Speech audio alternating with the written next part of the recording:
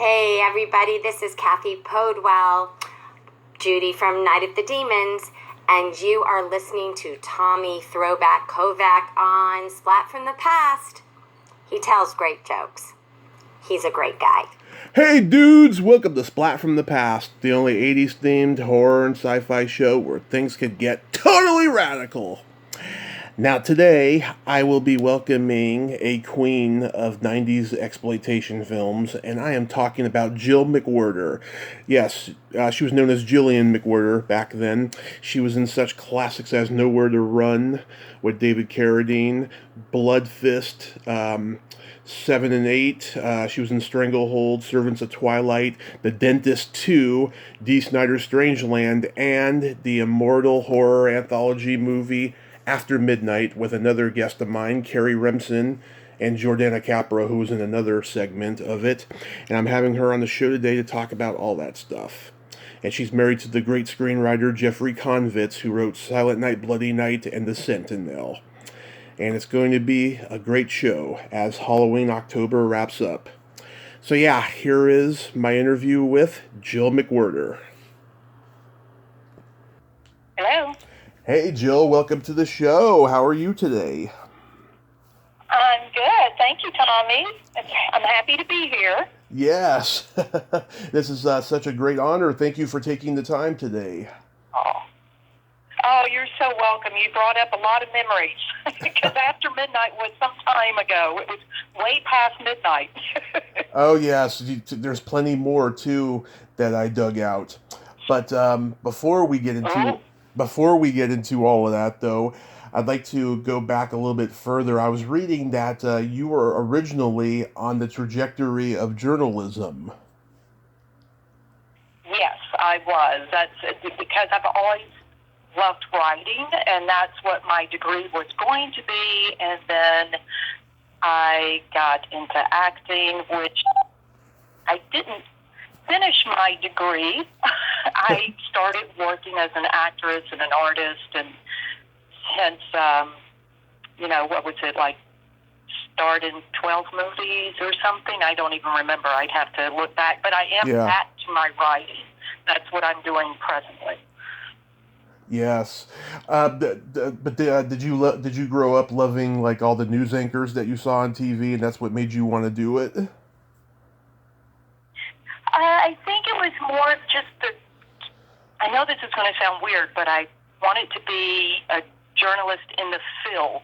So I think that it was more of the traveling and exploring into different cultures and countries and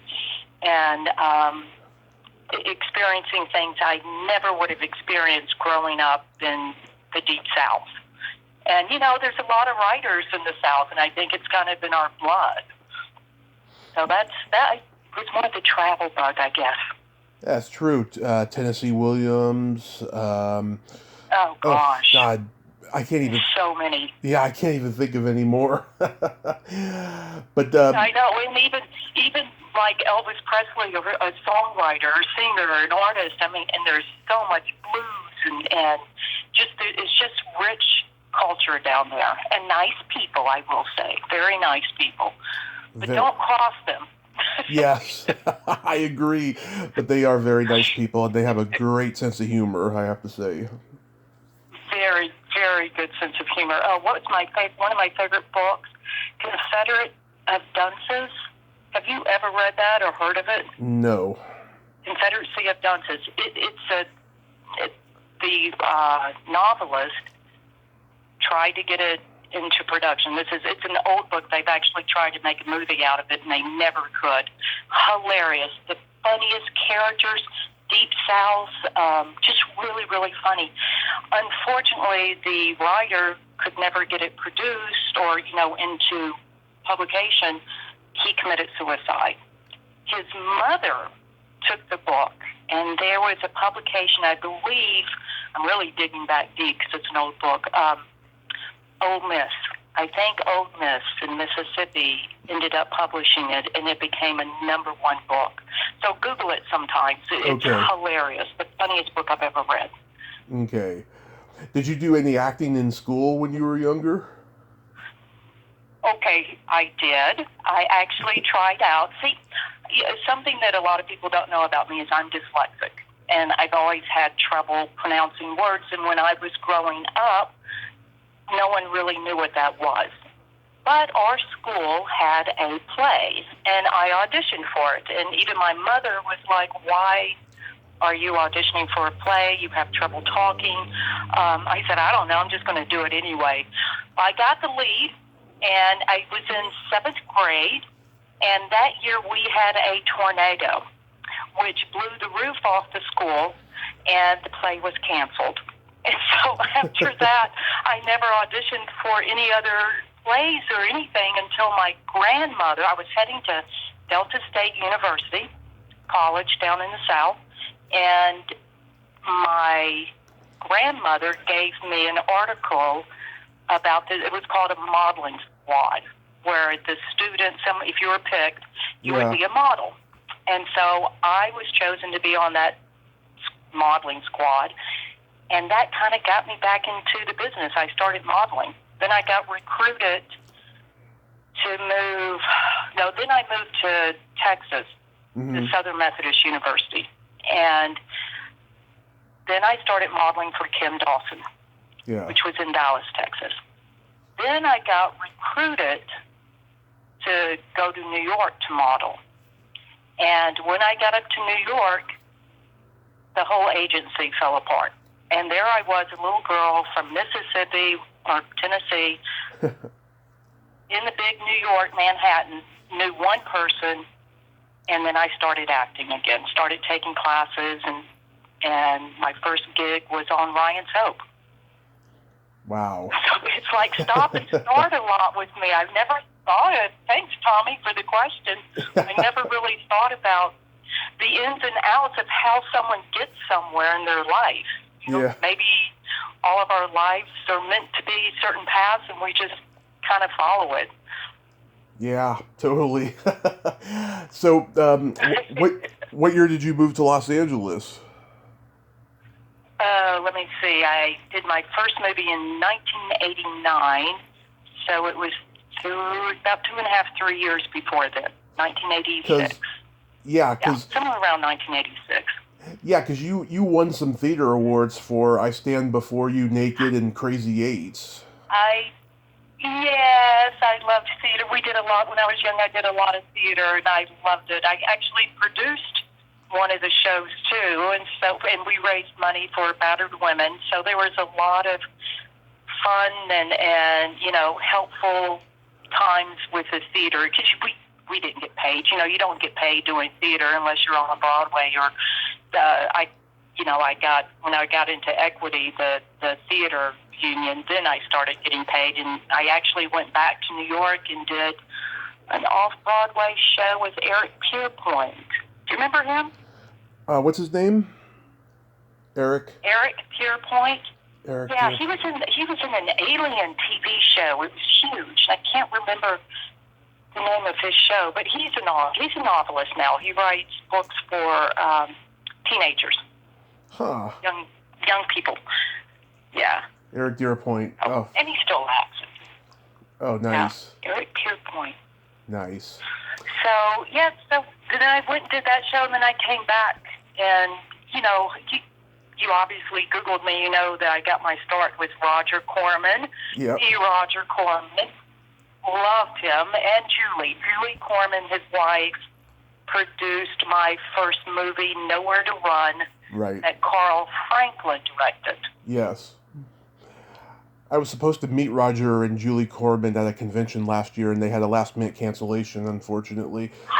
Yeah, but... Oh, I'm sorry. Oh. Maybe in the future. Yeah, Roger, hopefully in the future. He started a lot of people. Yes, he did. A lot of people.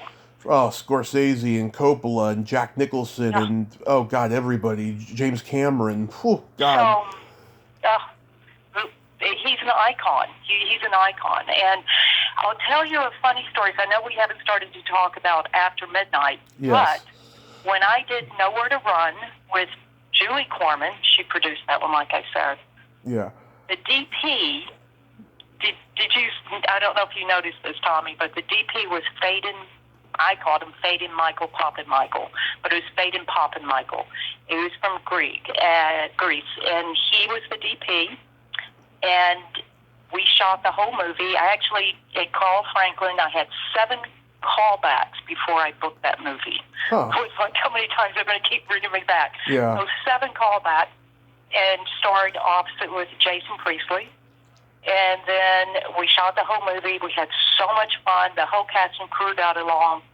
Then MGM called me in to audition, for After Midnight. And so I went over there and auditioned. And Jim and Ken Wheat were brothers and directed that movie, After Midnight. Mm-hmm. Asked to see Nowhere to Run. I said, okay. So I got them a copy. They watched the whole movie. Then they hired Faden Papenmichael to be the DP for After Midnight. So not only did I get a job, but they brought the whole crew over, the whole camera crew. And Janusz was the best. He was some kind of technical. He was with the camera division as well. Janusz went on and won an Oscar for Schindler's List. And Faden went on and shot a lot of movies. So, again, Roger gave them their start, and Roger just knew talent. He saw a lot of talent. So I hope you get to meet him one day. I hope. If you do, tell him Jillian said hi. I will. So, Okay. so After Midnight, yes. This is a Wheat Brothers movie. Such underrated Yeah. talents, these guys. I've talked to other people who've worked with them and say, they could be a little bit tough, but they were so talented. Like, no one knew what happened to them after this movie. How was this just a simple audition for you? It was just a normal audition. I know I did not have that many callbacks, and I think because they had seen the whole movie previous, and yeah, I booked it out. I'm sure I had a couple callbacks, but it was fun playing kind of a psychic without knowing I was a psychic when we were shooting the movie. I just rewatched it and I was like, oh, Pamela Siegel. She was so much fun. It was a fun movie, and the Wheat Brothers, I loved working with them. Yeah. They were just very caring with the actors. And I don't really know what happened to them either. Mm-hmm. After that movie. Yeah, no one knows what happened. That's too bad. Yeah, because they had done the Ewok Adventure before this, and before that they did a Hitchcock-style thriller called Lies, and that's it. I don't know whatever happened to them. It's weird. I didn't see Lies. Was that good? I loved Hitchcock. I saw it a long time ago. I can't remember. Long time ago. I can't remember much about it. I had to see Yeah. it again. But of course, the Ewok Adventure is iconic because it's Star Wars, and that was a TV movie. How did you like working with Carrie Remsen? Which character was that? Which one was that? I know Rami. I know Pamela. Which character was this? She's the blonde girl. Oh, the blonde girl. I'm sorry. With long blonde hair, right? Yes, Irish. She plays Maggie. Oh, Maggie. Yeah. It was interesting because we were just kind of watching each other, and Yeah. and then it was the teacher or professor. Then we would just go into these other stories, and it wasn't like we spent a lot of time together. I know we all got along very well, and there was no drama on the set whatsoever. Mm-hmm. But it's not like we really got to do a lot of acting together. It was mainly me and Pam together on most of our stuff. Yeah. But I can tell you, there was a lot of talented actors in that movie. Marge, and the telephone scene, the bad guy that was in there. I think they were married at the time. I'm not sure. But it's just such talent. And the four girls that did the second movie, the second story about the dogs and everything. Everybody, I was just, after watching it again, the Wheat Brothers got some really good work out of the actors. And it was fun. You know, it's a good age for, I mean, what do you think, Tommy? It's a good age for that movie, for Halloween. It was. Young tweens all the way up. It was, because, you know, I'm a huge horror anthology guy, you know. It's made a comeback in recent years, but it was really hot back in those days, and there was so many great stories that everyone was cranking out. I think it holds up. I really do. I do too. I have to watch it again. You know, the outfits are a little, you know, dated with the shoulder pads and everything, but it does hold up, and the brothers did a great job. Since you're a horror fan, can I ask you something? Go right ahead. Have you ever read or seen the movie The Sentinel? Oh yes, it's your husband's book, right? Yeah, that's my husband's book. Never. I guess I like the horror world too. I've never read the book, but I've seen the movie. I love it. Yes. I'll tell you a little funny story about that. So Universal, about 5 years ago, I think, they paid a writer $1 million to rewrite The Sentinel. Yeah. And then it just sat on the shelf. Nobody ever remade it. Wow. Maybe one day. That Maybe happens. one day. It's Hollywood. It happens. It does. It really does. Yeah.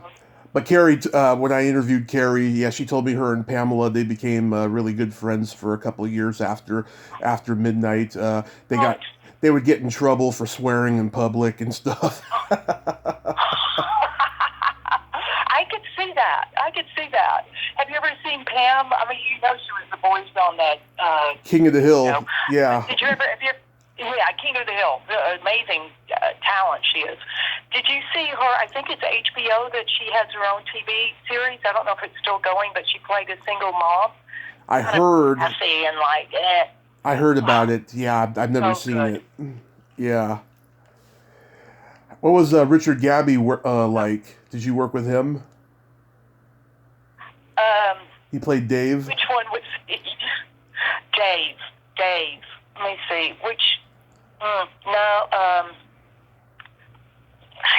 You know what? It's been so long. I'd have to go back and just really look at people's faces. It's okay. Yeah. I'm sorry. It's okay. But the main one is, I tell you, was the professor. He was that opening scene when we're sitting in the schoolroom. Yeah. And he puts that gun out on Ed. I remember Ed. Yep. He, and scares the living daylights out of him. And then he puts the gun up behind. I don't want to tell everything because, maybe your listeners will want to go watch the movie. But it was very intense. And it was very fun. And the effects were, I thought, outstanding for the budget we had for that movie, which I think was, around $2 million. I don't think the budget was big at all. So I think that I will tell you something funny. I was, after watching this movie, a lot of that wardrobe that I had on was my personal clothes, and I was like, I remember that skirt.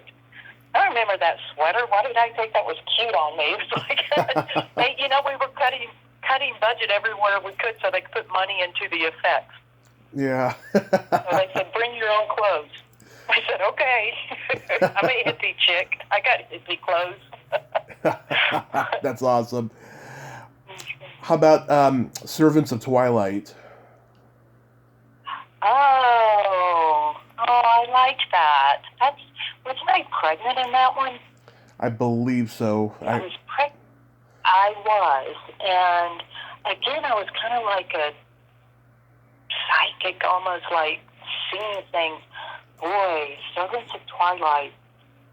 Remember that director I think he was up to work with a picture with my husband that I had never even met at that point. Mm-hmm.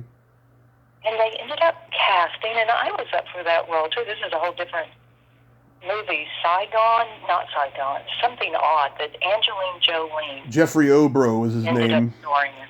Yeah, Jeffrey Obro is his name. Yeah. Yeah. That's him. That wasn't a huge part, but I enjoyed it. It was fun, and it was fun being pregnant. I mean, you're talking about walking around, and people really thought I was pregnant. I was like, this is kind of fun. They're opening doors for me and, helping me sit down. And I was like, guys, it's pretend. You worked with another guest of mine, Vernon Wells, on Stranglehold. Oh, Vernon Wells, how is he? He's working constantly out in L.A. Yeah, he does the conventions when quarantine's not happening. Yeah, he's great. He's 75. He's still out there working. I loved working with him. He was just a good guy. I've been blessed with him.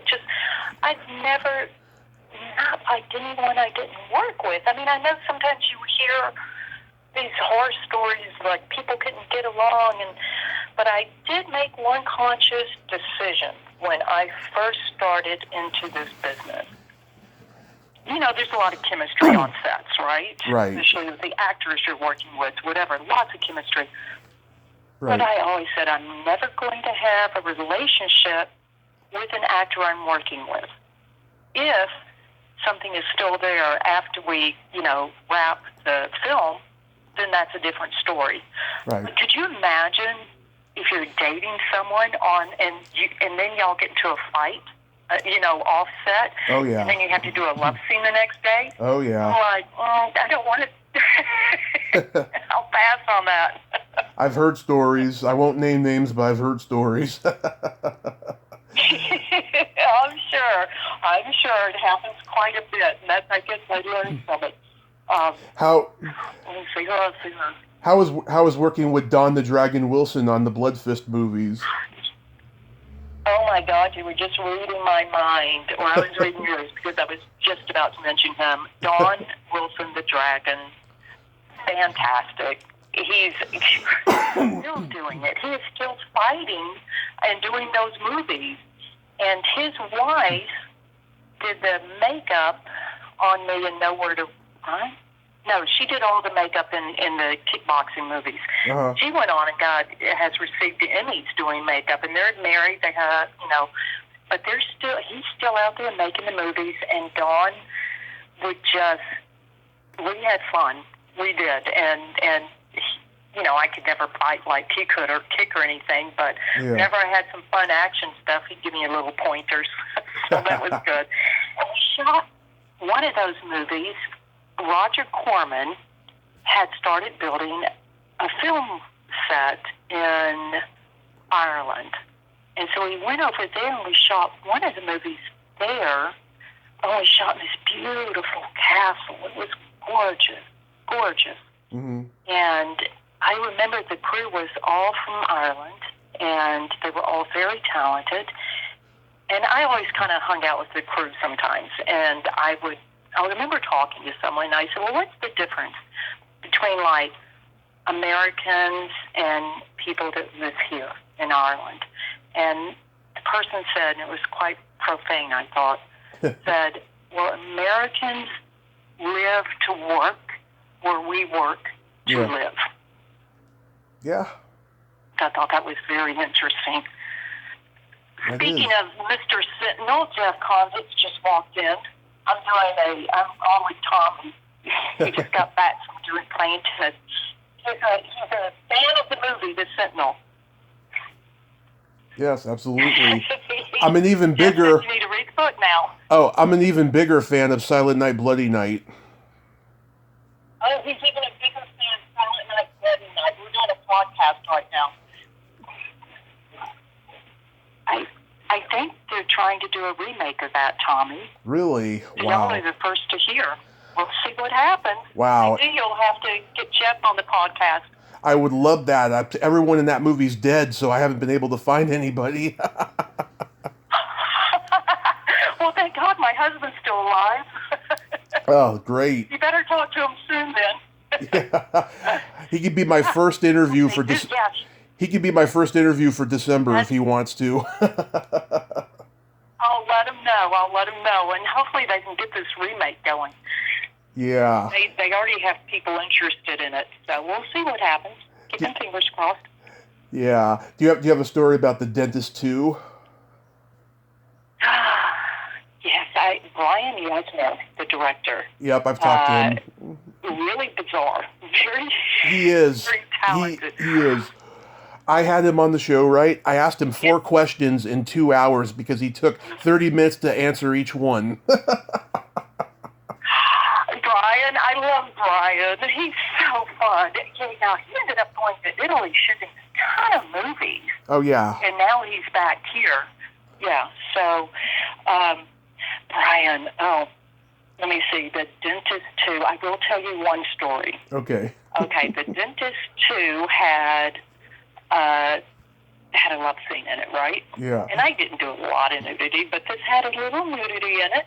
And the guy that was playing the character, I can't even remember the name of the character, but he and I got along great. We worked well together and everything, but when it came to the love scene, he backed out. Mm-hmm. And it wasn't like we could recast. And it was at the last second. So we had to get a body double. And Brian and I went in to audition the people. And they literally, maybe about 10 guys came in because it had to look the same as the actor. And we cast a guy. Yeah. He had to so we cast a guy, and the next day I had to do a love scene with this guy that I had never met. Besides, hi, how are you? Great, you have the part, Brian. He'll be fine. Mm-hmm. And it was just so weird because I didn't have a human connection with him quite yet. And so it's just, and love scenes are very technical. Hey, put your hand here, do the lighting like this, let's move here. And so after that scene, I felt so kind of gross. I was like, oh, that was kind of icky. But if it had been the original actor doing it, I would have been a lot more comfortable and would have been fine with it. Yeah. Just too. And fine. It was fun. We shot. And Corbin Burnson. Yeah. What a hoot! I mean, he was really fun to work with and very flirtatious and just had fun on the set.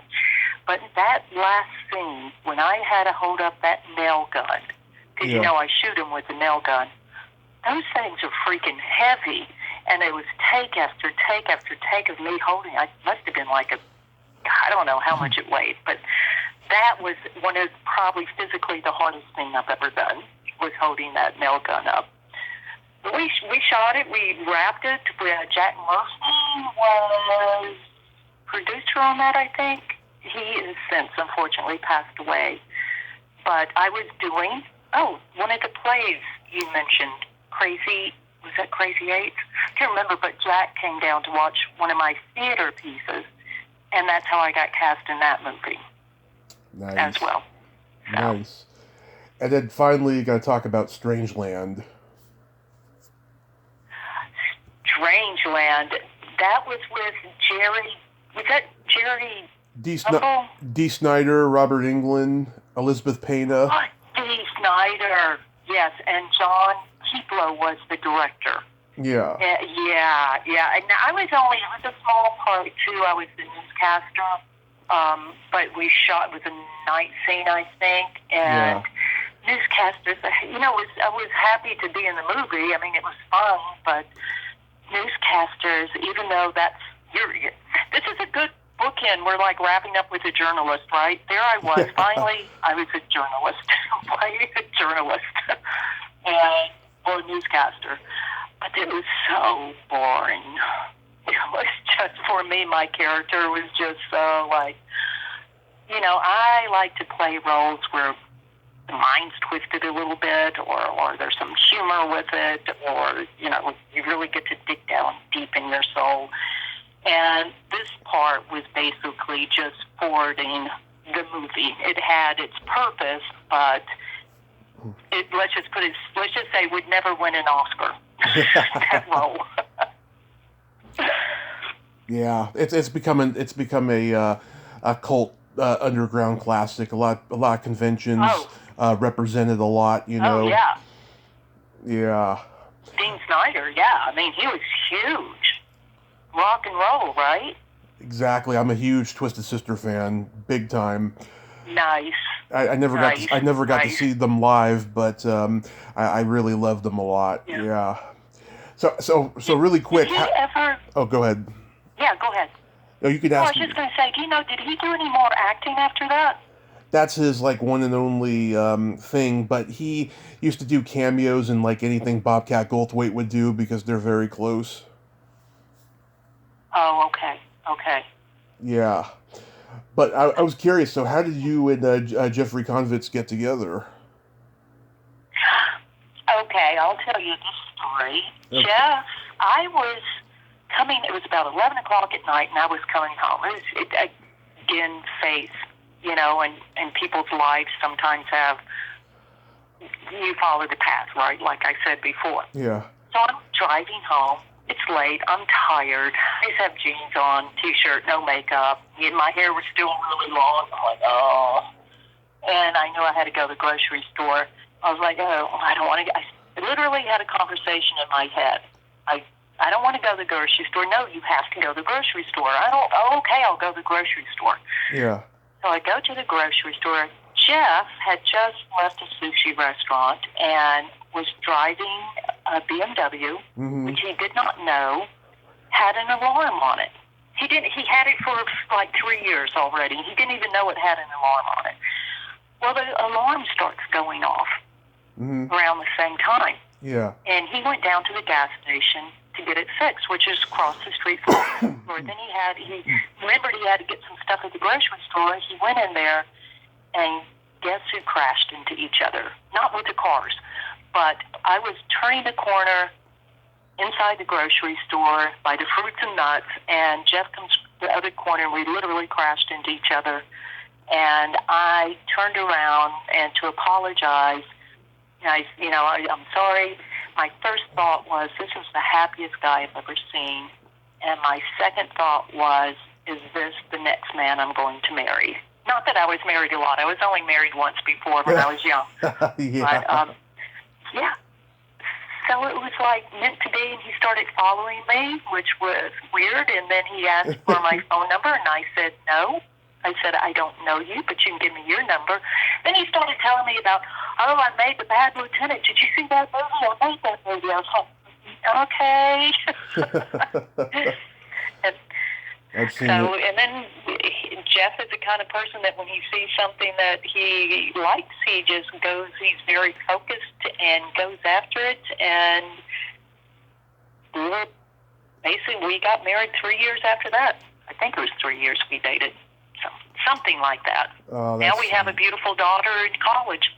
Oh, that's sweet. That is really sweet. Yeah, Ellen, we write together. We have a couple scripts that we've written together. We've been writing together. Oh, God bless you both. That is so wonderful. Oh. So. Thank you, Tommy. Thank you. Of course. So, are you completely out of acting now? I wouldn't say I wouldn't do it. Because it's always been my love. I just loved acting so much. It was so exciting, but business. I do really love being behind behind my computer screen and creating lives through these characters and these stories. And one that Jeff and I have together, I co-wrote with someone else, and they're producing it right now, and it's an erotic thriller, so you might have fun with that one. And then we have a ghost dog one. It's a whole gamut from I write comedy up to erotic thrillers. But the thing about my writing is it has these twists and returns in it, and that's what I like to focus on. And finally, after all these years, finding my voice. It takes a very long time. Yeah. But I would act again if you have a part for me. Let me see the script and let's talk. Yes. Hopefully somebody will offer you something after COVID, hopefully. But that's it, after COVID, yes. But I want to thank I'll you be so. glad when we're done with this COVID stuff. Yeah. But I want to thank you so much for coming on today, Jill, and I'm glad that you're blessed and happy, and I hope that, like I said, someone offers you a part, after all of this insanity. Yes, thank you, Tommy. It was a pleasure being here, and thank you for all the wonderful memories you brought back. Oh, my pleasure. You have a great day and stay safe. You too. All the best. Okay. Bye-bye. Bye, y'all. Bye. Bye. Well, there you have it. Jill McWhirter. Ain't she a sweetheart? Oh, wonderful lady from the South. And she's blessed and happy. I love happy stories like that. Well, until next time, this is Tommy Throwback Kovac saying, there's no shame in living in the past, because the present sucks. Later, dudes.